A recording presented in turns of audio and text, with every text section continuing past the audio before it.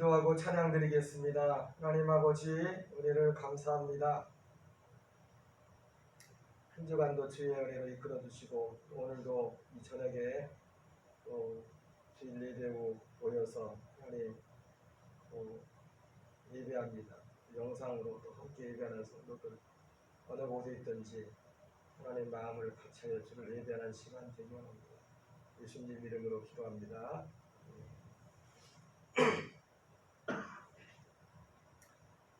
약한 나를 강하게 찬양드리겠습니다. 나를 강하게 가난한 날 부하게 눈만 날 볼 수 있게 내게 행하셨네.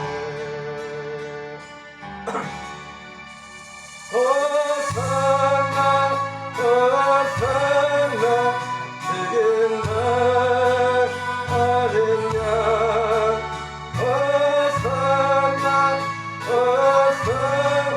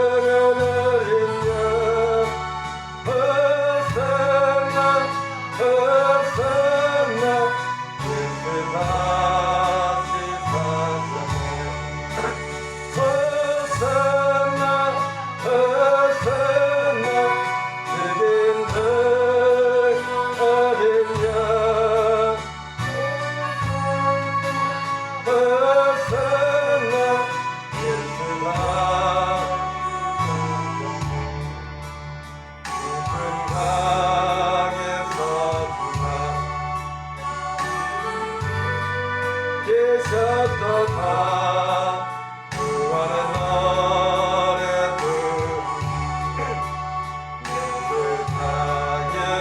다시 사셨네. 호산나 호산나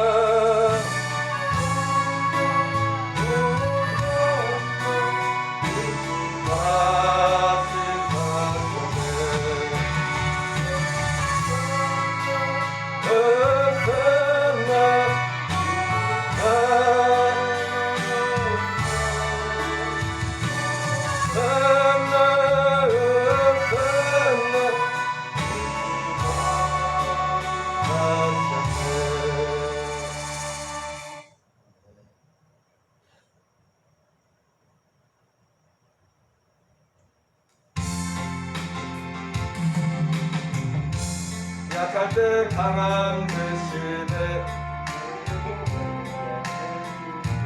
주 나의 모든 것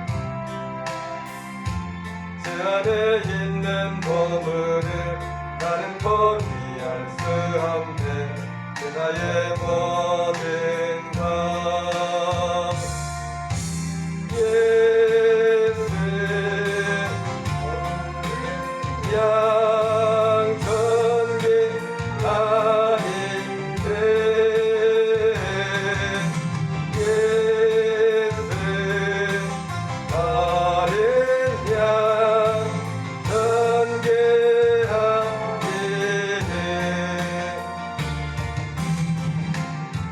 제사하셨네 주님의 이름 찬양해 모든 것 쓰러진 나를 세우고 나의 빈자를 채우네 주 나의 모든 것 예수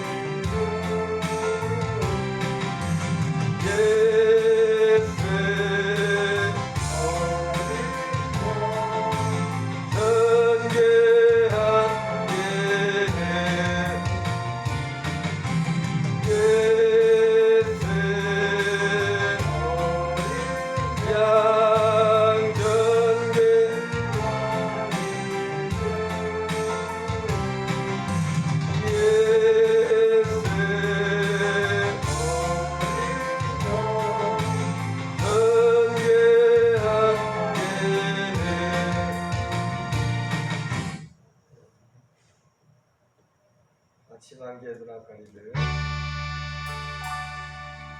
아침 안개 눈앞가리들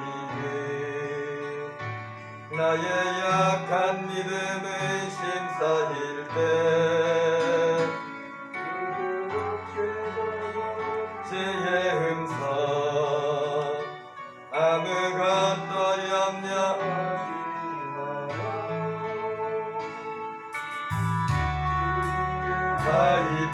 바위테이들 사라져갈 때 고요하게 들리는 주의 음성 내가 너를 사랑하노라 때론가 방황 속에서 주님 앞에 나갈 때에 일어나시는 주님 나를 더 사랑한 나의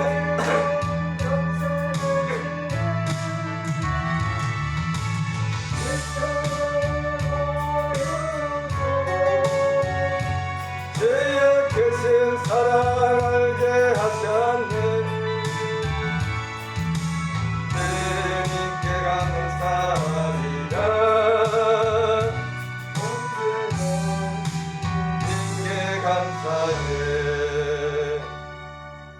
아침 안개는 아까비들 나의 약한 믿음의 심사일 때 그대롭게 다가온 주의 음성 아무것도 염려하지 마라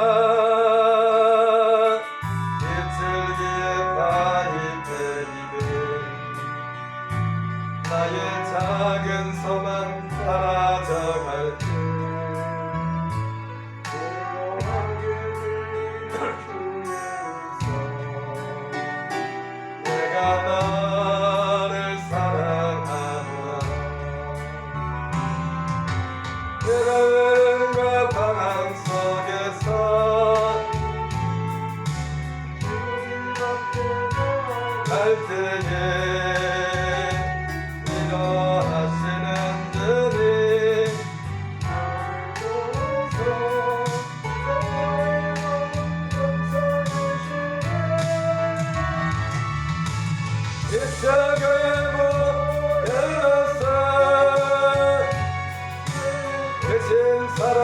살게 하셨네.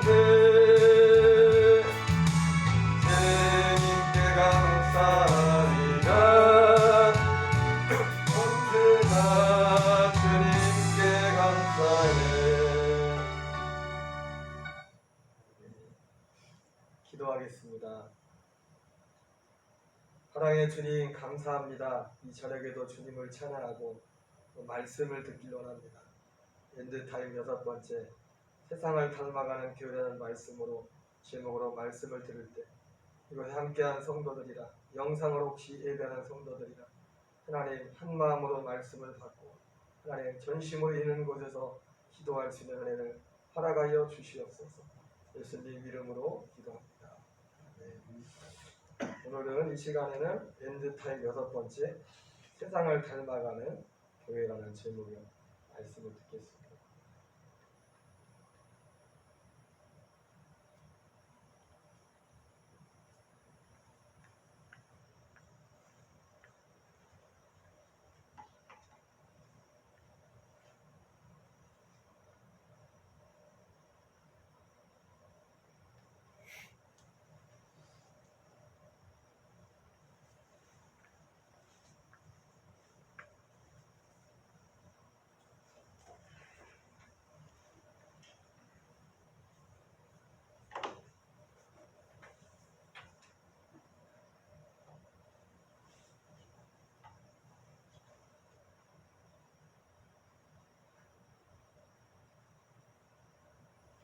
되는가?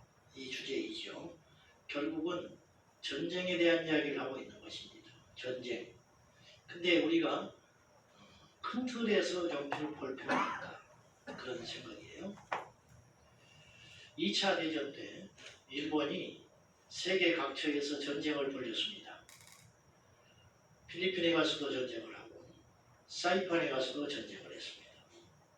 그 침략 전쟁을 하면서 계속 어떤 전쟁에는 좀 이기기도 하고 승리하기도 하고 패배하기도 하기도 했겠죠. 어느 필리핀 지역에 가서 예를 들면 연합군과 전쟁을 해가지고 수백 명을 이기고 어떤 자그마한 고지 하나를 일본군이 점령을 해서 막 승리했어요. 승리처럼 보이죠. 근데 본토 히로시마에 원자폭탄이 떨어져가지고 일본 황제가 손을 들어버렸다 칩시다. 그러면 사이판에서 조그만 전쟁에서 승리한 건 아무런 의미가 없습니다. 영적인 측면도 마찬가지예요. 우리가 자그마한 승리를 이룰 수가 있습니다.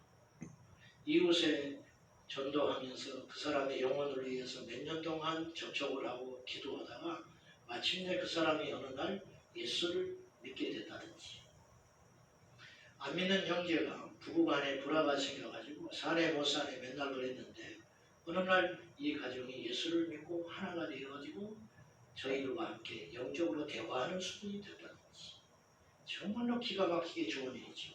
귀신에 시달리는 한 영혼이 어느 날 교회에 와서 기도를 하는 중에 귀신이 떠나가고 치료를 받았다든지, 이건 승리입니다. 이것도 귀하고 놀라운 승리입니다. 그렇지만 우리가 그런 작은 승리를 하는 동안에 어떤가 거대한 어떠한 환경과 상황 속에서 우리가 지고 있다면 이거는 문제가 심각하다는 것입니다. 오늘 제가 그런 이야기를 좀 하고 싶습니다. 좀 포괄적이고 좀 넓은 이야기지만 제가 지혜가 다하는 날, 다하는 때까지 한번 이야기를 해보고 싶은데요. 우리가 엔드타임 2번째 때 대체물의 등장이라는 주제를 가지고 설교를 한 적이 있었습니다. 멸망에 가증한 것이 하나님이 자리해야 할 거룩한 자리에 차지해가지고 하나님을 자처하는 일들이 있을 것이다. 이때는 너희가 뒤도 돌아보지 말고 도망해야 된다. 예수님께서 마태복음 24장에 경고했습니다. 이게 미래적인 이야기인 것 같지만 사실은 예전에도 이런 일이 있었습니다. 그 대표적인 사례 하나가 이것인데요. 여로보암 왕이 자기를 따르는 열지파와 함께 반란을 일으켜서 북이스라엘을 만듭니다. 근데 자기 북이스라엘에는 성전이 없어요. 남쪽 예루살렘에가 있거든요.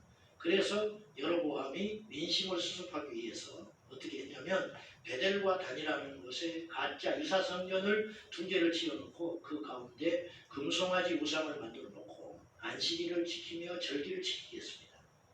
그 많은 이스라엘 백성들 중에 어떤 사람도 그것이 잘못됐다는 것을 눈치를 못 채고 하나님의 이름을 부르며 안식일날 금송아지 앞에 예배를 드리고 제사를 지냈습니다. 그것이 하나님이라. 어떻습니까? 우리가 볼 때는 너무 잘못됐지만 그들은 전혀 잘못된지를 몰랐어요. 이게 바로 멸망에 가증한 것이 거룩하게 선 것에 대한 대표적인 사례입니다. 그러면 거꾸로 이렇게도 한번 생각을 해봅시다. 가짜가 진짜의 자리에 와서 노릇을 하는 것도 문제지만 진짜가 변질되어 가짜가 되는 현상은 또 어떻게 생각할 것인가? 어쩌면요, 이 후자의 경우가 더 우리에게 힘이 들고 더 위력적일 수 있습니다. 깨어있는 양심이 있는 조그마한 믿음이 크다 적다 그걸 논하기 전에 예수님을 알고 그래도 예수를 믿는다고 하는 아주 기초적인 믿음만 있는 사람이라면, 양심적인 그리스도인이라면 현재보다 닥칠 미래를 걱정할 것이고 나의 안위보다 이 세상의 제2의 문제와 우리 자녀들의 미래에 대해서 당연히 염려하고 있을 것입니다. 이게 당연한 이치입니다. 과거 기독교회는 2000년 역사 가운데 한시도 편할 날이 없었습니다. 사실은. 내부적 부패는 일단 오늘 말하지 않기로 하고, 외부적인 위협에 의해서 기독교 2000년 역사 가운데 교회는 수많은 순환을 겪었습니다. 그 첫째가 신앙의 박해였습니다. 박해. 오늘날도 마찬가지고요. 지금 우리가 이렇게 편안하게 예배를 드리고 있는 것이지만 이 지구상 어디선가는 예수 그리스도를 믿음으로 죽는 일이 오늘도 일어날 것입니다. 2000년 기독교 역사는 계속 이와 같은 순교의 피, 아벨의 피처럼 뿌려지는, 제단에 뿌려지는 피가 쉬지 않고 있었습니다. 그런데 이 박해는 순교자들의 피를 불러왔고 결과적으로 순교자들의 이 거룩한 피는 하나님의 교회를 만드는 자양분이 됐습니다. 그래서 마귀는 어느 날 깨닫게 됐어요. 박해로는 교회를 없앨 수 없구나. 핍박으로는 믿는 자들을 꺾을 수 없구나. 한 사람을 죽이면 두 사람의 믿는 자가 나타났어요. 교회 하나를 불살라 없애버리면 그 교회가 없어진 걸로 끝나는 것이 아니라 그곳에서 믿는 사람들이 흩어져서 수십 개의 교회가 되는 것을 알게 됐습니다. 두 번째, 기독교 위협이 또 하나 큰 것이 있었는데 그것은 이단의 특성이었습니다. 이단들의 공격은 초기 기독교에 뜨겁기만 하던 감정적 신앙을 더욱 예리하게 가다듬어 오히려 역설적으로 이단들의 공격으로 말미암아 교회는 탄탄한 이 신학을 정립하게 되고 위대한 신학자가 나오는 아이러니를 만들고 말았습니다.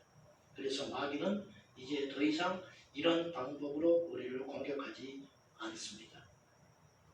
오늘날 우리를 향한, 이 시대를 향한 기독교에 대한 이 악한 마귀의 도전은 어떻게 실행되고 있는가? 지금까지 받았던 그 어떤 공격보다 생소하고 강하며 진보된 공격들을 퍼붓고 있습니다. 자, 여러분, 제가 지금 나열하는 것 중에 하나, 어느 것이 더 우리 신앙에 치명적인 것이 될 것인지 한번 맞춰보시기 바랍니다. 핍박, 이단, 그리고 공공교육기관에서 가르치고 있는 진화론, 어떤 것이 우리 신앙에 진짜 위협이 될까요? 멀리 볼 때. 그리고 동성애 합법화 시도들, 어떤 것이 우리 신앙에 진짜 큰 위협이 될 것 같습니까? 겉으로는 핍박이나 이단이 문제인 것 같아요. 그렇지만 이보다 더 무서운 공격이 있는데 그건 진화론과 혹은 동성애 합법화, 이런 내용들이 훨씬 이 시대 우리에게 큰 위협이 됩니다. 지난 16일 날 경기도 의회에서 성평등 조례 개정안이 발의가 되어 통과가 되어버렸습니다. 그게 우리하고 아무런 상관이 없는 것 같지요. 전방에서 우리가 막 총을 싸우면서 고지를 지키면서 적군을 하나 둘 이겨가면서 승리에 도취하고 있을 때 우리 후방 본토에서는 원자 폭탄이 떨어지고 있다니까요. 지금 이 경기도 의회에서 이것을 대표 발의한 분이 누구냐면 박옥분 의원인데 이분은 교회 집사입니다. 제가 실명을 거론해도 상관이 없는 것은 지금 인터넷에 다 밝혀진 내용이기 때문에 이거 명예훼손이 아닙니다. 이분은 교회 집사인데 자기는 의롭다고 뭔가 소외된 계층에 대하여 뭔가 인권을 챙겨주겠다고 자기도 모르게 이것을 발휘했을지 모르지만 곧 알게 될 겁니다. 당신이 지금 얼마나 무시무시한 일을 했는지 알게 될 것입니다. 인권조례는 흔히 지금 어떻게 표현을 하냐면 작은 차별금지법이라고 표현을 해요. 이 차별금지법을 계속 시도를 했는데 기독교 단체에서 이것을 막아서니까 이제는 전략을 바꿔가지고 다른 이름으로 또다시 공략을 하고 있는 형국입니다. 우리나라 지방자치단체가 243개가 있는데 그 중에 98개가 인권조례법이 통과된 상태입니다. 그럼 인권조례안 이번에 대표 발의하여 통과시킨 경기도 인권조례안은 과연 우리에게 앞으로 어떠한 문제를 야기시킬 수 있는가? 이걸 따져봐야지요. 그 골자는 지금 오늘 그거 이야기를 하려는 건 아니고 이것은 거대한 마지막 때의 기독교와 교회와 성경에 대한 사단의 위협 중에 하나, 이제 공격 무기 중에 하나인데 이것에 대한 예시라고 여러분 이해하고 들으셔야 되겠습니다. 그거 하나만 보지 마시고요. 그러면 이것을 통과시킴으로 과연 우리에게는 어떤 일이 벌어질 것인가? 여기서 개정안을 발의하면서 바꾼 것이 대표적인 것이 두 개입니다. 첫째는 양성평등에서 양자를 뺐어요. 성평등 조례안을 발의시켰어요. 이게 뭐 도대체 한자 빠진 게 뭐가 문제냐? 우리나라는 지원국회를 통하여 우리나라 헌법이 만들어진 다음에 오늘 여기에 이르기까지 우리나라는 자유민주국가를 표방하고 있습니다. 그래서 개인의 자유, 혈통, 그 다음에 이 성별, 남자나 여자라는 이유만으로 그리고 빈부귀천이라는 이유로 그리고 인종으로 어떤 피부색에 의해서 그런 것에 의해서 차별받지 않는 나라로 우리나라는 이미 명시되어 있습니다. 그래서 더 이상 선대할 필요가 없는 법이에요. 근데 이 양성이라고 하는 것은 남자와 여자를 말하는 거예요. 양성 이 차별해서는 안 된다는 것을 무엇으로 바꾸냐면 성차별을 해서는 안 된다는 것으로 개정을 한 거예요. 그러면 그것이 무슨 뜻이냐? 개인의 성은 요새 성적 취향에 따라 네 가지로 분류를 해요. 첫째는 흔히 말하는 레즈비언, 여자들끼리 끌리는 거예요. 이걸 레즈비언이라고 해요. 이 레즈비언, 그 다음에 두 번째는 게이, 홍모 연예인이 지금 언론에 나오고 있는 그분이 이제 동성애자잖아요. 남성끼리 끌리는 걸 게이라고 해요. 그 다음에 세 번째 성적 취향이 있는데 양성애자라는 게 있어요. 남자도 여자고 동시에 나는 사랑을 할 수 있다고 하는 사람들이에요. 실제로 안젤리나 졸리 같은 헐리우드의 배우나 혹은 뭐 그런 사람들이 그런 것들을 과거에 가졌다고 자기 스스로를 고백을 했어요. 자, 여러분 커밍아웃이라는 말을 한번 했는데 제가 커밍아웃이라고 하는 건 진정한 커밍아웃은요. 내가 동성애를 원래 했는데 내가 이제부터는 더 이상 숨어서 답답해서 못 견디겠다. 내가 사실은 동성애자다. 그러니까 날 이해해라. 용기 있는 결단이고 이렇게 하면서 그걸 커밍아웃이라고 그러는데 진정한 커밍아웃은 뭐라고 표현을 해야 되냐면 제 표현입니다. 진정한 커밍아웃은 내가 원래 동성애자였는데 예수를 만나서 변화되었다. 이래야 커밍아웃이에요. 저는 그렇게 봐요. 그것이 진짜 커밍아웃이어야 하는 거예요. 내가 지난날 이런 죄인이었다. 그러나 나는 예수를 만나서 새롭게 되었다. 이것이 커밍아웃 아니에요? 네 번째는 트랜스젠더입니다. 아예 외부적인 수술을 통해서 자기 성 정체성을 바꿔버리는 거예요. 이것이 이제 인권조례법의 근간이에요. 그런 것에 대해서 어떠한 반발이나 혹은 그런 것에 대해서 비판하지 말라는 거예요. 두 번째는 각 기관, 경기도 인권조례법의 두 번째 근간, 각 기관 그리고 단체, 기업체, 심지어는 종교단체에 대해서도 성평등위원회를 만들어라. 이것이 골자돼요. 우리 교회에도 그거 만들어줘야 돼요.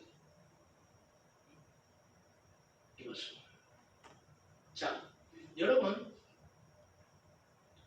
왜 동성애라든가 이런 인권 조례에 대해서 우리가 심각하게 생각을 해야 되냐면 여러분 아파트에 가시면은 팔각정이 있어요. 나무 밑에 이렇게 팔각정이라든가 혹은 주민들을 위한 조그만 쉼터들이 있습니다. 근데 저희 아파트에도 있는데 그곳에 밤에 이제 교회에서 철야 끝나고 간다든지 하면 날 좋은 날은 거기 10대 청소년 애들을 비행 장소가 됩니다. 그렇죠? 거기서 우리 아파트 주민들이 아니에요. 외부에서 온 아이들이 거기서 술을 먹고 남녀간에 노닥거리고 그리고 새벽기도 나오려고 그러면은 거기에 술병과 담배와 뭐 이런 것들이 여지러져 있어요. 그거를 치우느라고 아주 골머리를 앓아요. 우리도 다 옛날에 그렇게 살았어요. 나름대로 비행기도 타고 다니고 뭐 그렇게 다 비행 청소년으로 살다가 어느 날 철이 들고 그러니까 다시 돌아온 거예요. 그럴 수 있어요. 사춘기 다 그렇게 겪는 것입니다.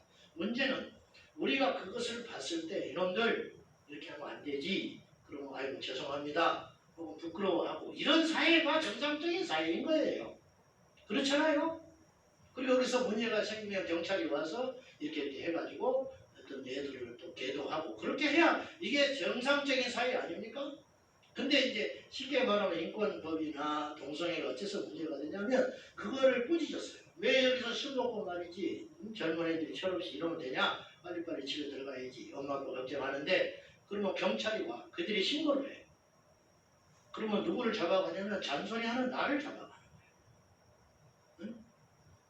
쉽게 표현하면 이런 식이다 그 말이에요. 우리는 동성애자를 결코 차별하지 않습니다. 동성애를 말하는 거예요. 동성애 행위 자체를 성경에서 금하고 있는 죄이기 때문에 그리고 영적인 측면에서 볼 때 그런 세상의 어떤 어둠의 영들과 그런 것들에 빠져들어가는 사람은 절대 예수 안 믿어요. 어떻게 예수를 믿겠어요? 그 안에 어둠의 영이 장악을 하고 있는데 여러분 우리가 술만 좀 먹어도 교회 오기가 어려운데 양심에 끌려서 안 그렇습니까? 응? 누구만 하나 미워해도 예배당에 오는 것이 불편해가지고 기둥 뒤에 숨어있고 그러는 편인데 여러분 세상에 완전 악한 영에 휩쓸려가지고 하나님이 원하시지 않는 비성경적 가치관으로 무장된 사람이 어떻게 예배하며 어떻게 하나님을 섬기겠습니까? 그들이 가는 곳은 뻔합니다. 사탄교회를 가는 겁니다. 그들은. 그래서 이걸 심각하게 생각해야 된다는 거예요. 오늘 우리 이 시대를 흔히 이렇게 표현을 해요. 포스트 모더니즘 사회다.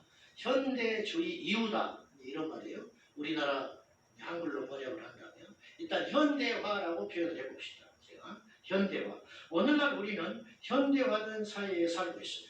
현대화 사회의 가장 두드러진 특징은 이것입니다. 격식의 파괴 있어요. 형식의 파괴. 옛날에는 음악이라는 것도 그 시대마다 대표하는 음악 장르가 있었어요. 미술도 사조가 있었어요. 장르. 건축물도 바로크 건축물 이런 식으로 얼마 동안에는 이런 건축물이 유행을 했고 그런 것이 있었단 거예요. 그러나 오늘 이 시대는 다 깨져버렸어요. 이제는 그런 것들이 존재하지 않아요. 그러니까 내가 좋으면 좋은 거예요. 내가 좋으면. 예전에는 서양의 이 양복을 입고 성악을 했다 칩시다. 그러나 오늘날 이 시대는 그걸 고집하잖아요. 개량 한복을 입고 성악을 할 수도 있는 거예요. 그거에 대해서 옛날에는 용납하지 않은 사회였지만 지금은 그것을 존중해주는 사회가 됐어요. 그것 자체를 나쁘다고 볼 수는 없어요. 문제는 그 흐름이 교회 안에 신앙 안에 들어오기 시작했다는 거죠. 자, 아까 했던 얘기를 다시 할게요. 멸망에 가증한 것이 거룩한 것에 선 것도 심각한 문제이지만 거룩해야 할 존재가 세상에 휩쓸려 세속화된다는 것은 더 끔찍한 일입니다. 사실은. 여러분 결국은 이로 인하여 이 현대화로 인하여 어떤 격식이 파괴된 세상이 도래함으로 가장 큰 타격을 받은 대상이 있는데 기독교 신앙입니다. 왠지 아십니까? 기독교 신앙은 절대주의이기 때문에 그래요. 여러분 우리의 지금 윤리성, 우리의 부족함, 제가 예수 믿지 않는 사람보다 더 부족한 게 많아요. 엊그저께도 우리 집에 누가 왔는데 내가 물어봤어. 내가 목사라는 걸 알게 된 거예요. 그 AS 기사가. 가지고 뭐가 일이 좀 잘못돼가지고 내가 이제 할 수 없이 가야 됐어요. 그때 집사람이 찌르면서 목사인 줄 알아, 목사인 줄 알아. 조심하라는 거예요. 그래서 내가 이렇게 저렇게 이야기하다가 이제 처리한 다음에 웃으면서 난 목사같이 안 보이지요. 그랬더니 그런데 목사같이 안 보이는데 내가 그러면서 뭐 그런 이야기를 했어요. 그리고 웃고 말았는데 내가 그래서 이렇게 이야기했지. 사람은 겉으로 보면 안 된다. 속을 봐야 돼. 예, 그러고 말았는데 웃었습니다만은 무슨 말을 하다가 이렇게 왔나 말았네.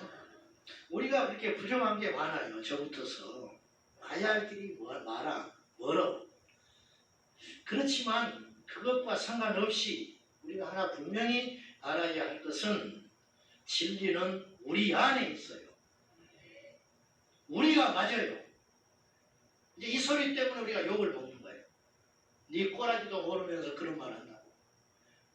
부패에 연루돼 있고 교회는 그렇게 썩어 자빠졌으면서 세상에 대해서 옳은 소리 한다고. 그러나 우리는 이렇게 외칠 수밖에 없어요. 길이요 진리요 생명 되신 주님은 우리 주 예수밖에 없다고. 그래서 결국은 마지막 대척점은 어디에 도달하게 되냐면 세상의 흐름과 기독교 신앙과 막 부딪힐 수밖에 없다는 것이에요. 진짜일수록 세상의 공격에 취약해요. 예를 들면 여러분들이 둘의 생협에 가서 사과를 사 먹었는데 그것이 농약 사과였다. 그럼 둘의 생협 문 닫습니다. 우리가 비싼 대가를 지불하고 종류가 많아서 그곳에 가는 게 아니에요. 값이 싸기 때문에 가는 게 아니에요. 우리가 둘의 생협에 가서 어떤 물건을 취하여 산다는 것은 많은 콩나물이 있지만 배나 비싼 풀무원 콩나물을 사는 이유는 이것이 깨끗하기 때문에 사는 거예요. 근데 풀무원 콩나물이 오염됐다고 언론에 나왔다. 그 순간 풀무원은 문 닫는 거예요. 둘의 생협이 오염된 사과를 팔았다. 그러면 끝나는 거예요. 왠지 아세요? 둘의 생협의 본질은 그것이기 때문이에요. 교회의 본질이 무엇입니까? 교회의 본질이 많은 수에 있습니까? 그리고 숫자가 줄어든다면 이기겠지요. 그러나 그건 아니에요. 교회의 본질이 무엇에 있습니까? 교회의 본질은 진리에 있는 것입니다. 그러니까 진리가 훼손됐다. 진리를 양보했다. 뭐 겉으로는 문제가 없어요.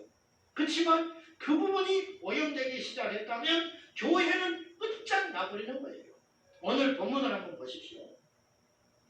초대교회 7교회 중에 하나인 두아디라 교회에 대한 주님의 경고인데 19절과 20절을 같이 한번 보기를 바랍니다. 다 같이 시작. 내가 내 사업과 사랑과 믿음과 섬김과 인내를 아는 네 나중 행위가 처음 것보다 많도다.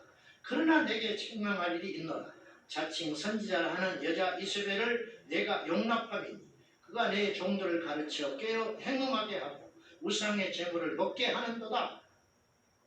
두아디라 교회에 대하여 성령께서 칭찬과 책망을 동시에 하고 있어요. 칭찬할 것이 있다. 그건 무엇이냐? 너의 사업과 사랑과 믿음과 섬김과 인내. 이러니까 교회가 너희들이 세월이 흘러감으로 겉으로 보기에는 성숙해졌다 이거예요.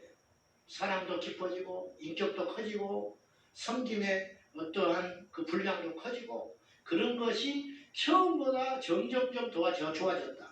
그런데 내가 너희에게 책망할 것이 있는데 이세벨을 용납하여 너희의 지도자들과 교회가 가늠하고 영적으로 행음하고 있다는 사실에 대하여 내가 책망하노라. 여러분 문제 없는 겁니까? 그러면 다른 건 다 좋아졌다는 거예요.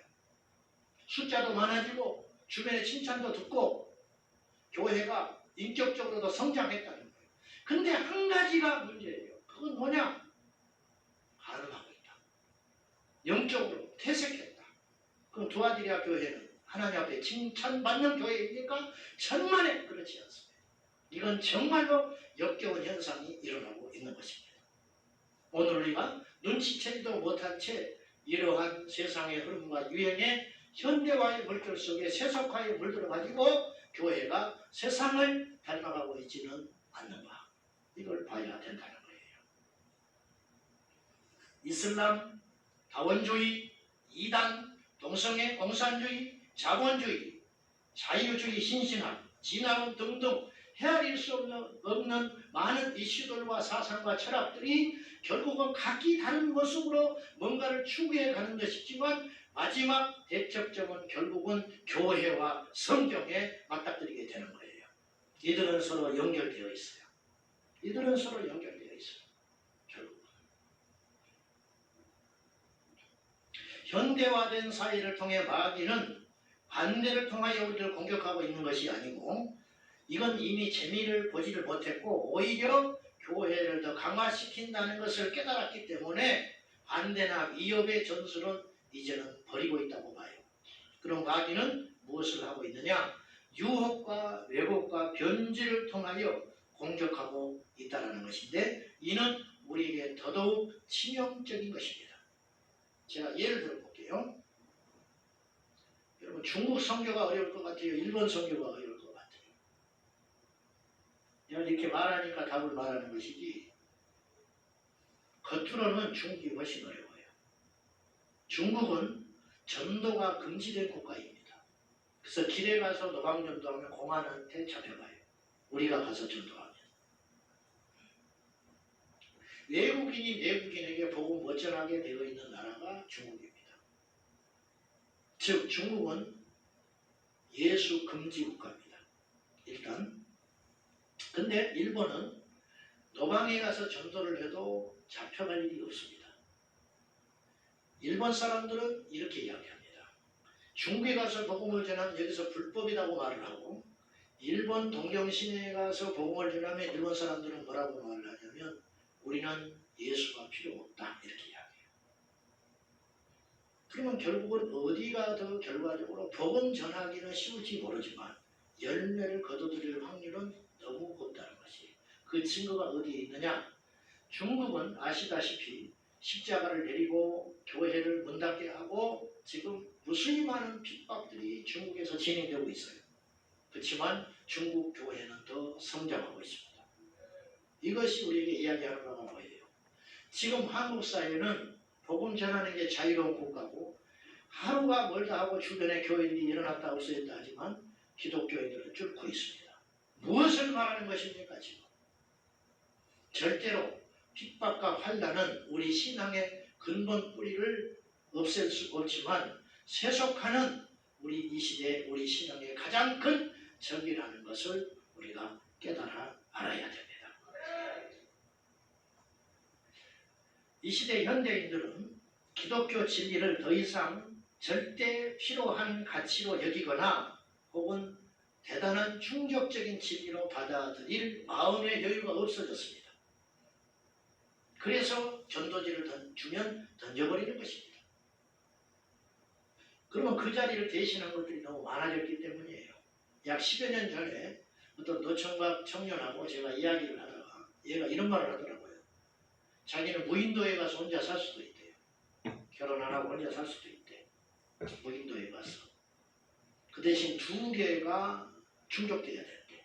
두 가지만 있으면 자기는 무인도에 가서 평생 죽을 때까지 혼자 살 수도 있대. 그게 뭐냐 그랬더니 첫째, 인터넷이 돼야 된대. 인터넷이 돼야 되고 두 번째, 라면만 누가 공급해주면 인터넷과 라면만 있으면 자기는 무인도에 가서 평생 혼자 살 수 있대. 이게 이 시대의 가치관이에요. 이 시대의 가치관. 그들에게 예수가 필요합니까? 그들에게 복음은 과연 설 자리가 있는 것입니까? 이것이 현대화가 만들어놓은 엄청난 잘못된 거짓 열매들이라는 거예요. 이것이 먹혀들기 시작하고 있어요. 단연코 말하지만 오늘 우리의 위협은 핍박이나 환난이 아닌 교회를 향한 세속화가 더욱 큰 위협이 됐습니다. 이 세속화의 물결이 가져온 치명적 악마적 열매가 있는데 그게 뭐냐? 바로 진리를 선택할 수 있다고 하는 가치관이 오늘날 세상과 교회 안에 자리 잡기 시작했습니다. 다시 말씀드릴게요. 진리를 선택할 수 있다는 생각. 옛날에는요. 선택이라는 것도 지금 우리가 굉장히 많은 선택을 하는 세상에 살고 있어요. 우리가. 즉 마트에 가보세요. 마늘 하나를 사려고 해도 종류가 얼마나 많은지 몰라. 통마늘, 깐마늘, 그 다음에 갈아놓은 마늘. 파를 사러 가보세요. 시소는 파, 그 다음에 흙이 묻어있는 파, 양도 많은 거 한 다발 아니면 하나짜리. 이게 선택이 많다고요. 그러니까 이 시대는 선택할 수 있는 세상이고 선택이 당연한 세상이 되어버렸어요. 문제는 진리를 선택한다고 하는 거예요. 하나님도 선택하려고 달려들어요. 그러니까 북이스라엘 여로보암이 선택하라고 한 거예요. 선택을 한 거예요. 남쪽에 안 가도 된다. 북쪽에 거짓 제단을 쌓았고 그곳에서 선택을 하여 우리 취향대로 제사를 드리고 절기를 지켜도 하나님이 받아주신다. 이게 속고 있는 거거든요. 하나님 받지 않았어요. 근데 자기들은 받았다고 생각한 거예요. 우리는 교회를 예배 중심의 교회로 만들 수도 있고 세상 사람들이 쉽게 접근할 수 있는 문화적 공간으로 교회를 만들 수도 있습니다. 교회를 오늘날 교회 예배를 경건하게 드릴 수도 있고 젊은이들이 오늘날 세상 이방 젊은이들이 좋아하는 콘서트 분위기로 교회 예배를 바꿀 수도 있습니다. 그런가요? 아니라는 거예요. 그래서는 안 된다는 거예요. 그래서는 어느 날 또 목사가 신부 옷을 입고 돌아다녀. 노만 컬러. 이건 아주 작은 것에 불과해요. 아주 작은 것에. 어떤 언제부터인가 이런 식의 선택을 지혜로운 아이디어고 또한 당연히 앞서간 성각자들의 이야기로 받아들이기 시작했다는 거예요. 제가 누차 말씀드렸지만은 제가 이런 유의 설교를 하면 여러분들은 우리 목사가 보수적이구나. 성경 근본주의자구나. 우리 교회의 색깔이 이렇구나. 그렇게 생각하지 말라고 내가 누차 경고했어요.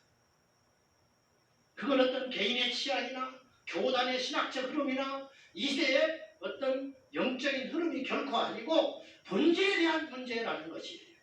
아까 제가 말했어요.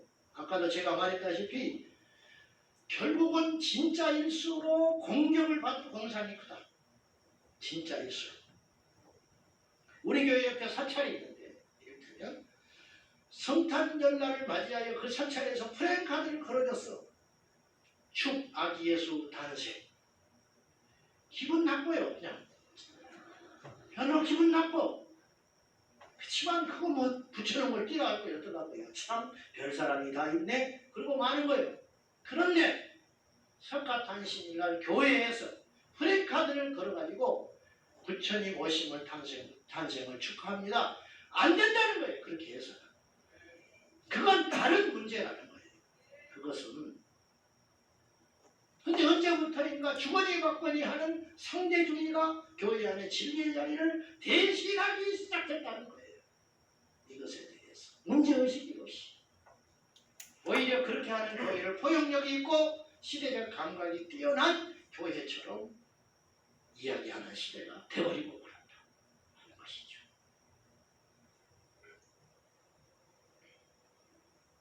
여러분 핸드폰을 새로 구입한다든지 하면 앱을 새로 깔아야 됩니다. 알아들으시죠? 구글 앱스토어에 가가지고 어디 그 찾으러 다니는 게 아니에요. 그거는 핸드폰에 있어요. 거기서 이제 앱을 다운받으려면은 거기에 가입을 해야 돼요. 회원 가입. 그러면 거기에다가 내 영자로 이제 성을 쓰고 이름을 쓰고 그렇게 한 다음에 거기에 몇 가지 이제 기입해야 할 란이 나와요. 거기에 보면은 생년월일을 넣고 그 다음에 거기에다가 성별란이 있습니다. 여러분 확인해 보십시오. 제 말이 거짓인지. 그 구글이 거기에 성별란을 클릭을 하면 성 종류가 4가지가 뜹니다. 첫째는 남자, 두 번째는 여자, 세 번째는 공개하지 않음. 그건 그럴 수 있어요. 나를 밝히지 않겠다는 거예요. 네 번째, 사용자 지정. 그렇게 돼요. 그러니까 내 성을 내가 정할 수 있다. 내가 남자처럼 보이죠. 남자처럼 보이죠. 참 웃기는 세상이 됐죠. 비극적인 세상이 됐는데 내가 남자인데 누가 봐도 남자인데 나는 오늘 비도 오고 그러니까 여자 입고 싶다. 그래서 거기에다가 나는 여자라고 체크를 해도 아무런 상관이 없다. 거기에 선택의 권한이 있다. 결국 이 시대는 이 선택의 이 초점이 축이 어떻게 옮겨졌냐면은 옛날에는요 이 선택 그러면 옳고 그르냐를 가지고 선택을 할 수 있었어요. 그죠? 옳고 그르냐. 그죠? 하나님이냐 세상이냐. 천국이냐 지옥이냐. 진짜냐 가짜냐. 진리냐 비진리냐. 그걸 놓고 판단을 하고 선택할 수 있는 세상이었어요. 이것이 합리적이고 상식적인 세상이에요. 근데 오늘날은 어떻게 되어 있냐면 선택하는 자의 권리가 무엇을 선택하느냐보다 더 중요한 세상이 됐어요. 즉 내가 원하면 가는 거예요. 그것이 공익에 반하고 주변 사람들을 고통스럽게 해도 상관이 없어요. 그것 중에 하나가 바로 양심적 병역 거부예요. 양심적 병역 거부. 내 양심이 군대를 가지 않기를 원한다. 그러니까 국가에서 바라는 거 그거 중요하지 않다는 거예요. 주변의 공익에 반하는 거 그거 상관없다는 거예요. 내 나라가 우리나라가 뭐 국방이 무너져가지고 공산화돼도 상관이 없다는 거예요. 나만 좋으면 그만인 거예요. 이것이 바로 현대화가 우리에게 가져다준 선택의 비극. 그래서 진리나 권위와 순종은 무너져버리고 이 땅에 우리 자녀들은 말할 것도 없고 교회 안에 소위 예수를 믿는다고 자처하는 우리들조차도 자기의 소위대로 예수를 믿는 기가 막힌 사사시대가 도래했다는 거죠. 여러분 다 입맛대로 예수 믿으려고 하잖아요. 여러분이 지금 여기 있는 이유도 여러분과 맞기 때문에 있는 것 아닙니까? 솔직히 말하면 그것이 중요한 게 아니라는 거예요. 성경에 맞느냐? 진리냐? 내가 다니는 이 교회에서 예수를 믿으면 나는 안전하게 천국에 갈 수 있겠는가? 이걸 따져보라는 거예요. 내가 좋다 안 좋다가 아니고. 근데 자꾸만 내가 좋다 내가 싫다. 봉사? 그것도 역시 그거에 따라 흔들려요. 교회의 필요에 의해서 내가 싫어하고 봉사하는 게 아니에요. 내가 싫으면 안 하는 거예요. 내가 좋으면 하는 거예요. 자리 배치도 마찬가지. 안을 좀 들어가시죠. 싫다는 거예요. 내가 이 자리에 좋아서 앉아있는데 네가 뭔데? 예배위원이면 예배위원이지. 나도 여기 예배 드리러 온 사람인데 네가 왜 나보고 들어가라 마라 하냐는 거예요. 여기가 좋다는 거예요. 공의, 공동의 이익이나 양심 그것은 다 없어져 버린 세상이 됐어요. 내가 선택하는 것이 중요한 세상. 겉으로는 그럴듯하지요. 여기에 무슨 그리스도의 권위가 있고 무슨 말씀의 능력이 있습니까? 성경은요. 여러분이 하나 발견해야 게 있어요. 성경에서 제일 많이 등장하는 단어가 있어요. 그게 뭔지 아세요? 여호와께서 이르시되. 여호와께서 이르시되. 여기 타임이 없어요. 주님이 말씀하시면 끝. 예수께서 이르시되. 어떤 반론도 없어요. 하나의 예를 가져오면 마태복음 7장에 예수님께서 이렇게 이야기하셨어요. 좁은 문으로 들어가라. 그 길은 협착하다. 힘들다. 그래서 찾는 자가 적다. 그러나 그 길이 생명길이야. 좁은 문으로 가라. 넓은 문으로 가는 자가 많을 것이다. 그렇죠? 그 말씀을 제가 설교를 준비하면서 여러 차례 다시 읽어봤어요. 어떤 읽을 때는 좁은 문이 있고 넓은 문이 있는데 너희들은 좁은 문을 선택하는 것이 좋다. 이렇게 처음에 읽었어요. 근데 자세히 보니 그게 아니었어. 주님은 엄중하게 우리에게 명령하고 있었어요. 좁은 문으로 들어가라. 여러분, 선악과는 선택의 사항이 아닙니다. 하나님께서 에덴 동산에 선악과를 만들어 놓고 말씀하셨어요. 동산에 있는 모든 실과는 너희들이 배 터지게 임의로 먹어도 좋다. 먹고 싶을 때까지 먹어라. 그런데 한 가지는 절대 먹어서는 안 된다. 선악을 알게 하는 나무는 먹으면 죽는다. 그렇게 이야기하셨어요. 근데 오늘날 인간은 그것조차도 선택사항으로 바꾸고 있습니다. 마귀가 아담에게 찾아와서 선택하라고 이야기해요. 저걸 먹어도 돼. 하잖아요. 이 미혹은 오늘날 우리에게 있다는 거예요. 분명히 말씀드려요. 신앙은 선택이 아니에요. 예배는 선택이 아니에요. 기도는 선택이 아니에요. 복음 전파는 선택이 아닙니다. 듣든지 안 듣든지 전하는 거죠. 내가 죽게 되어도 예배는 죽이 될 수 없어요. 이것이 본질이라는 거예요. 선택할 수 있는 게 있고 선택해서는 안 되는 것이 있다. 하나님이 우리를 선택하는 것이지 우리가 그분을 선택하는 게 아니에요. 너희가 나를 택한 것이 아니다 그랬어. 예수님이. 그렇죠? 너희가 나를 택한 게 아니야. 내가 너희를 택했어. 겉으로는 내 발로 교회에 온 것 같지요. 여러분이 교회에 선택한 게 아니라는 거예요. 하나님이 우리를 부르사 이곳에 예배하게 부르셨다는 거예요. 선택은 겉으로는 그럴듯하지만 하나님의 나라의 치명적 교만을 가져오는 것인데 이 배후에는 뭐가 있느냐? 결국 현대화가 있다. 세속화와 현대화가 있다. 그런 말씀. 어거스틴은 다음과 같은 이야기를 했어요. 복음 안에 있다 하면서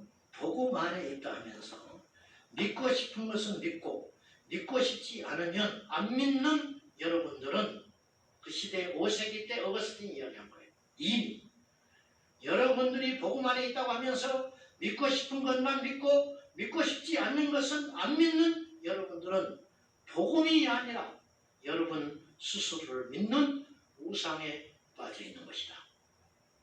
그렇게 이야기했어요. 맞아요. 여러분들은 말씀과 질서에 순종하는 어떤 사람들을 대하여 시대에 뒤떨어진 사람이라고 치부하고 있다면 이미 여러분은 현대화에 물들어버린 사람이며 이 악한 물을 빼내지 않는 한은 십자가를 절대 이해할 수 없습니다. 절대 이해할 수 없습니다. 말씀해 줄게요. 우리 안에 가만히 들어온 이세벨을 보셔야 됩니다. 과연 우리는 안전한가? 영적으로 우리를 행음하게 만들고 타협하게 만들고 세상과 선잡게 만드는 요소들은 무엇인가? 성숙하고 겉으로 보기에는 사랑이 넘치고 더 인내심이 있고 더 성화의 길을 걷는 것 같지만 이 진리의 부분에서 세상과 손을 잡고 타협하고 진리의 기준이 흐트러져 있고 낮춰져 있다면 우리는 예수 그리스도를 버린 자들과 같습니다. 결국 거짓물로 다시 보듯이 우리 안에 들어와 있는 세상의 유행과 풍조들을 단호히 내몰아야 됩니다. 이로 인하여 우리는 세상에서 고립되게 될 것입니다. 이로 인하여 우리는 세상에서 손가락질을 받게 될 것입니다. 이로 인하여 우리는 세상에서 외면당할 줄도 모릅니다. 내가 너희들에게 화평을 주러 온 줄로 생각하지 말라. 나는 너희에게 검을 주러 왔노라. 나로 인하여 시어머니와 며느리가 형제가 부모와 자식이 서로 갈라지는 일이 있게 될 것이다. 세상이 너희를 미워하거든 너희들은 명심해라. 너희를 미워하기 전에 나를 먼저 미워한다는 사실을 기억하라. 예수님이 위로해 주셨고 너희는 담대하라. 내가 세상을 이기오노라 말씀하셨기 때문에 반드시 세상에 잘 보이기 위하여 세상 풍조를 따라가는 공동체는 마지막 날에 반드시 멸망하고 말 것입니다. 그러나 외롭고 힘들어도 진리를 붙잡고 오직 예수 그리스도 그분이면 전부라고 믿는 그 사람들만 마지막 날 거룩한 신부로 공중에서 다시 오실 우리 주 예수님을 만나게 될 것이고 결국 그들은 죽는 자가 아니고 망하는 자가 아니고 패배하는 자가 아니고 결국은 승리자로 마지막 천국의 환희에 축제에 들어갈 수 있게 될 것입니다.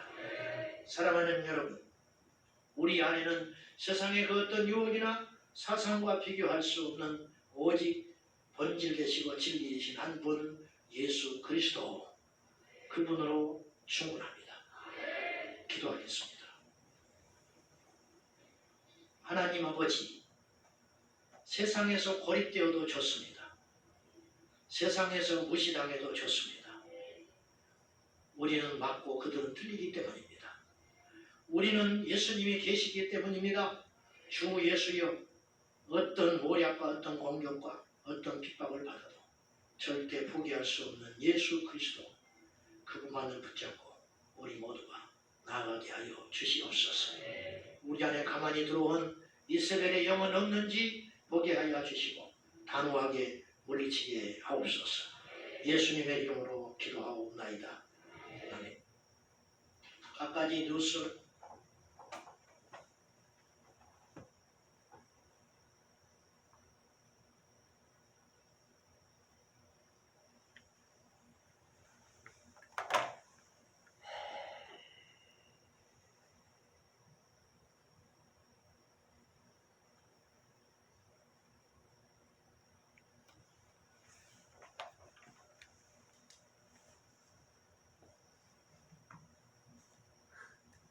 은혜 많이 받으셨습니까?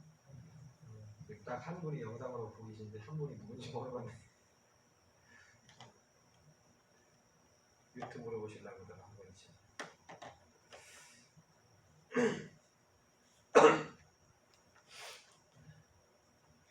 오늘 그 설교 중에 그런 예화가 있었죠. 사찰에서 실제로 그런 일이 있습니다. 서울에서 진짜 스님이 교회로 오고 목사님이 사찰에 가서 사람들이 볼 때는 이야 참 저 정도는 돼야지 예수 사람들이 하는데, 이게 우리가 진짜 예수 믿는 사람이면 이게 뭐가 그런지 옳은지는 분별을 해야겠죠. 그죠? 오늘 말씀한 것처럼 사찰에서 기쁘다고 좋으셨냐고 이제 현수막을 붙여주면 뭐 기분 좋은 일은 아닌데 그거 별로 문제 삼을 건 없죠. 그죠? 근데 만약에 석가탄신일에 교회에서 예수 믿는 사람들이 석가탄신일, 축석가탄신일, 이게 왜 문제가 있다고 했어요? 이게 왜 문제가 있는 거예요?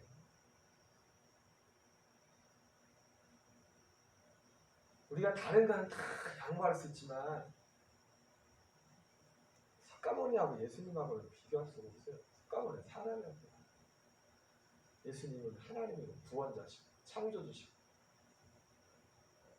오직 예수라는 이것이 되지 않으면, 이게 우리 신앙에 있어서 가장 근간이, 저도 그렇고 아까 목사도 말했지만 솔직히 사실이에요. 어떤 인간적 윤리적으로 볼 때는 사실은 웬만한 목사님들이나 교인들보다 세상에서 정말 착하고 윤리적으로 똑똑하고 그런 분들이 오히려 더 많아요. 어떻게 보면 목사인 내가 볼 때도 가까이서 보면은 우리 큰형 둘째 동서가 예수님은 안 믿지만 처신하는 거 이런 거 어떻게 보면 저보다 훨씬 나서요. 어떻게 보면. 그러나 그 문제가 아니에요. 그 문제가 있어요. 제가 지난번에 그 교육자일 때 차별금지법에 얘기했을 때 어느 목사님 말씀을 드렸지만 참 목사님 좋은 분이에요. 굉장히 편하시고. 그런데 제가 그분하고 뭐 그거 가지고 논쟁할 필요도 없지만, 논쟁도 안 했지만, 논쟁할 거리도 안 되지만은 목사들하고 자기 생각 굽히려고 합니다. 네, 차별금지법에 대해서도 사회적인 합의를 이루어야 된다. 아니, 사람들이 볼 때는 굉장히 듣기 좋은 얘기죠. 그럼 어떻게 진리를 하나님의 말씀을 가지고 사람들이 맞다고 하면 맞고 사람들이 틀리다 하면 틀린, 이게 그 얘기거든요. 그럼 사회적인 합의를 보자는 것이 차별금지법이 통과된 건 지금 결과적으로 성경을 대적하는 겁니다. 말씀. 우리가 차별금지법을 반대하는 이유도 뭐예요? 성경과 다른 것을 말하기 때문인 겁니다. 성경과 다른 것. 성적으로도 하나님은 남자와 여자만을 만들었는데 저건 처음 들었는데, 후보 에스토이지만 사용자 그걸 잘해야만 사용자 지정이라는 것도 있대잖아요. 내가 오늘 남자인데도 오늘 기분이 난 여자하고 싶다면 여자고 남자고 남자고 뭐 이런 얘기가 있었는데 어쨌든 오늘 제가 이제 밴드에도 올려놨지만은 오늘 요약해서 올려놓은 내용들이 있습니다. 그런 내용도 좀 참고하시고 결국 여러분 예수 믿는 예수 신앙 우리 그리스도인에게 있어서 제일 중요한 게 뭘까요? 제일 중요한 거. 기독교 신앙의 핵심은 하나만 말하고 한다면은 한마디로 약속의 약속. 하나님의 약속. 약속을 믿는 거예요. 그래서 구약, 신약 내가 믿고 싶은 걸 믿는 게 아니라 하나님이 약속한 거. 천국도 하나님이 약속한 걸 믿고 그 약속대로 천국을 가는 거예요. 그러니까 이게 너무너무 중요한 우리 신앙의 기초는 뭐냐면 어떤 열심보다 중요한 게 뭐냐면 약속이라고 약속. 내가 아무리 열심히 해도 하나님이 시킨 게 아닌데 하나님이 인정을 안 해요. 그거는. 하나님이 볼 때는 굉장히 착하지만 선한 같지만 주님이 인정하지 않는다고. 그리고 실제로 그 영적에 들어가 보면은 실제로 그 실상 자체가 죄 가운데 있어요. 예수님 밖에 있습니다. 죄 가운데. 약속, 언약, 구약, 신약. 사랑이라는 것도 그 약속 안에서 사랑이 있는 거예요. 약속 안에서. 그 약속 안에서 신약에서 하나님의 성령으로 말미암아 하나님의 사랑이 우리 마음에 부음받음이 하나님의 사랑을 받는 것도 예수 그리스도라는 그 약속과 복음의 약속 안에서 그 믿음 안에 들어갈 때 그 사랑이 부어지는 거예요. 전부 다 약속이 전부 다 약속. 이 약속이라는 것의 특징이 뭐예요? 결국 절대적인 겁니다. 우리가 선택하는 게 아니에요. 하나님이 정해놓은 거라고. 이렇게 하면 살고 이렇게 하면 죽는다. 이거 하나님이 정해놓은 거라고. 우리를 만드신 하나님이. 그래서 기독교 진리는 절대적일 수밖에 없어요. 우리가 보기에 좋다고 선택하는 게 아니라 하나님이 하는 일과 주는 길을 미리 정해놨다고. 하나님 만드시고. 아까 참 목사님 말씀이 맞는 게 뭐냐면 오늘날 사람들은 참 이 세상이 불행한 게 뭐냐면 그 표현이 참 맞는 것 같아요. 이 복음을 들여댈 만한 여유가 없어. 마음에. 너무 다른 것들로 많이 차 있어가지고 그게 들어갈 공간이 없어. 숨이 꼴딱꼴딱 넘어가면서도 그런 생각이 없어. 가장 기본적인 복음에 대한 또 진리에 대한 그 갈망. 자기가 죽어서 어디 가는 데 대해서 숨이 껄떡껄떡 넘어가면서도 몇 번을 죽을 고비를 넘겨 들어와서도 그러면서도 깨닫지 못해요. 이 시대가 그런 시대 참 정말 힘든 시대를 우리도 그런데 우리 자녀들이 살 시대는 얼마나 더 힘들까 신앙적으로. 정말 예수 믿기 힘든 시대. 있는 믿음도 유지하기 힘든 시대 이 시대 자체. 밖에서 어떤 시대. 우리가 그러면 하물며 그런데 우리 믿음의 절대성 이것을 굳게 붙이지 않으면 그건 말할 것도 없어요. 언제 떨어졌어? 뭐 기회만 되면 언제든지 다 떨어져 나갈 수밖에 없어요. 우리 이 시간 찬양하고 기도하겠어요. 우리 영상으로 보시는 분들도 집에서는 시끄럽게 하는 이웃들한테 불편하니까 간절하게 그러나 소리는 너무 크게 하지 마시고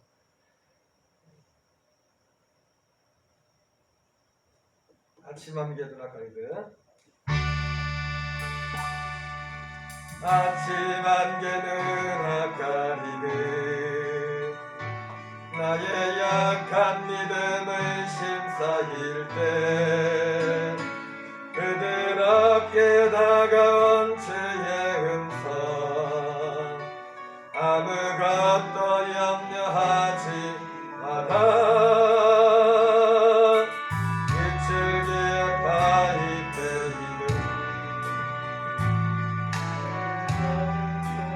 사라져갈 때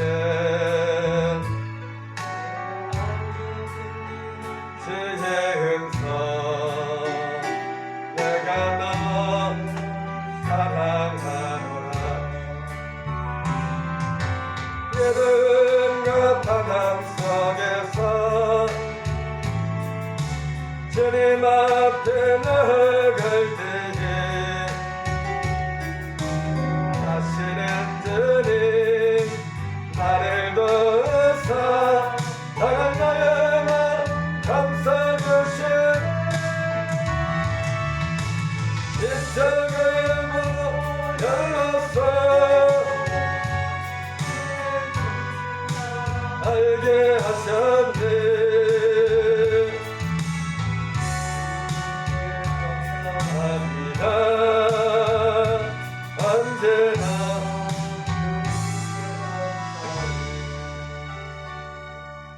아침 안개는 아까리는 약한 믿음의 심사일 때 주의 은사 염려하지 마라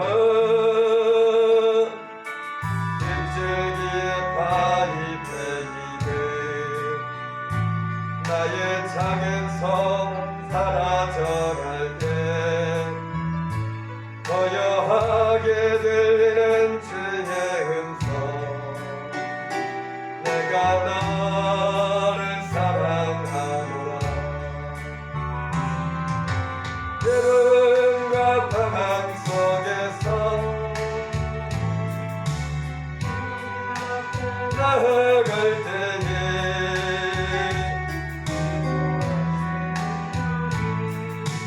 나를 도우사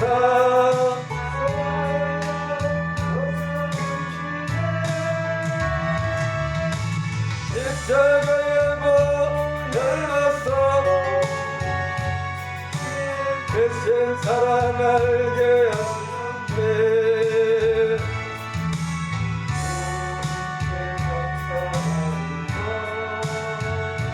언제나 주님께 감사를 기도하겠습니다. 이 시간 같이 합심해서 기도할 때 정말 어려운 시대를 지나고 있습니다. 육신적으로도 또 일반 세상 백성들도 다 힘들고 어려운 시대를 지나지만 무엇보다도 참 예수 믿는 믿음으로 살기 힘든 시대. 아까 말씀했죠. 핍박 때에도 이단 때에도 교회는 더 든든히 섰지만 마귀가 역사하는 가장 큰 무기는 세속합니다. 진리에서 벗어나게 하고 마음의 중심이 사도 바울의 표현으로 말하면 그리스도를 향한 진실함에서 너희가 떠나 그 마음이 떠나게 될까 두렵다. 사도 바울이 말했는데 그것입니다. 우리 시간 기도할 때 정말 우리의 믿음을 온전히 지키고 성령의 충만함을 주시고 또 코로나 상황 가운데서 성도들이 이 코로나 상황이 그냥 이것을 핑계 삼아서 신앙생활을 아니라는 그런 신앙생활 그런 우를 품하지 정말 자기 영혼을 사랑하는 교인들 되게다가 기도하시고 또 이 코로나 정부터 속히 떠나게 하시고 또 교회가 이 상황 가운데 교회가 더 지혜롭게 행하는 또한 하나님 또 영적으로도 하나님의 교회가 이를 통해서 새롭게 세워지는 그런 역사가 있게 된다. 우리 교회의 연약한 지체들 위해서도 기도하시고 우리 주여 한 번에 집합심에서 기도하겠습니다. 주여 아버지 하나님 감사합니다. 하나님 아버지 감사합니다. 이전에 기도 주께서 함께 하시고 인도하셔서 아버지의 귀한 말씀을 통하여 내받게 하시고 아버지 함께 기도할 수 있는 은혜 베풀어 주시니 주여 감사드립니다. 우리 예수님을 내신 불연성으로 성령의 능력을 함께 하시고 아버지 주의 영으로 충만케 하여 주옵소서. 하나님 아버지 정말 아버지 하나님 이 시대를 하늘에 분별케 하시고 너무나 상대적이고 하나님 중심이 아닌 인간 중심의 인간주의적인 아버지 신앙이 객게 잘린 가운데 하나님은 아버지 약속의 하나님 그 약의 약속 아버지의 신앙의 약속을 통하여 그 약속을 기준하여 우리에게 생명과 복과 아버지 하나님의 사망과 저주의 길을 선택하라 말씀했습니다.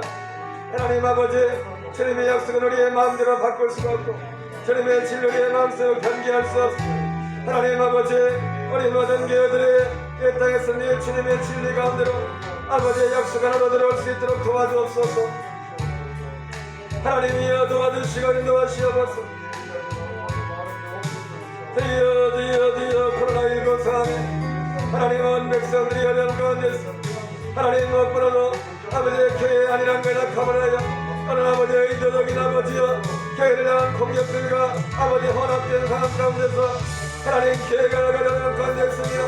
하나님 이를 통하여 교회들이 더욱더 하나님 성결하게 되게 하시고 거룩하게 되게 하시고 아버지의 주님 앞에 설 수 있도록 도와주옵소서. 그러나 이런 상황에 우리 교회들의 신앙이 아니란 자리로 나가지 않게 하시고 자기의 영혼을 돌아보게 하시고 아버지와 듣기로 변할 수 있도록 도와주옵소서. 주여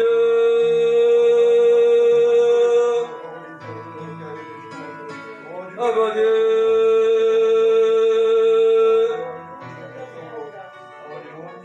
아버지 도와주옵소서. 아버지 속히 그러할 그 상이나마 아버지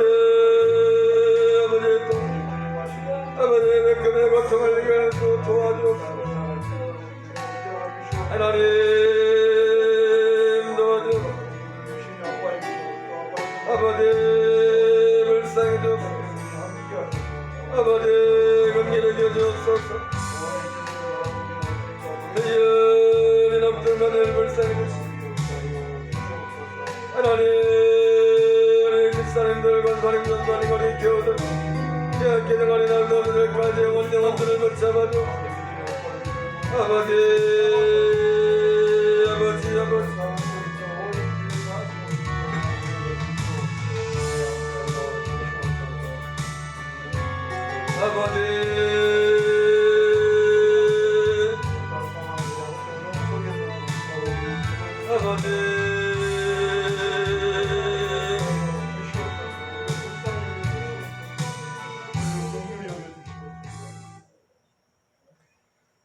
하나님 감사합니다. 주님, 교회가 함께 모여 예배할 수 없고 정말 마음껏 또 기도하고 싶은 부분도 기도할 수 없는 참 어려운 상황을 맞이했습니다.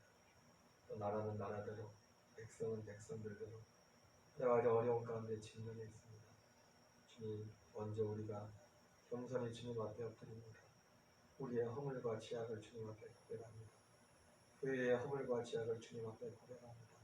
주여 불쌍히 주시고 먼저는 교회가 세상의 빛과 소금의 역할을 감당하지 못했고 교회가 바른 진리에 서지 못했음을 회개합니다. 주님 불쌍히 주옵소서. 이 어려움을 통해서 하나님은 이 나라와 또 교회가 아버지 추락하고 넘어지지 않게 하시고 다시 일어나 참으로 새롭게 정결하게 되고 거룩하게 되고 주님 앞에 더욱더 간절해지며 하나님 앞에 나갈 수 있도록 도와주시옵소서. 우리 성도님들 하나님 코로나19 상황을 인하여 또 신앙생활이 안일한 쪽으로 가지 않게 하시고 하나님 예루살렘 교회가 핍박을 하여 흩어진 곳에서도 그 있는 그 자리에서 마음을 다하여 주님을 예배하고 복음을 전했던 것처럼 주어진 삶의 환경의 자리에서 힘써 주를 예배하고 주님을 찾을 수 있도록 은혜 더하여 주시옵소서. 주 예수님 이름으로 기도합니다. 아멘. 하늘에 계신 우리 아버지여 이름이 거룩히 여김을 받으시오며 뜻이 하늘에서 이루어진 것 같이 땅에서 이루어지이다. 오늘날 우리에게 일용할 양식을 주옵시고 우리가 우리에게 죄 지은 자를 사하여 준 것 같이 우리의 죄를 사하여 주옵시고 우리를 시험에 들게 하지 마옵시며 다만 악에서 구하옵소서. 내게 나라와 권세와 영광이 아버지께 영원히 싸움나이다. 아멘.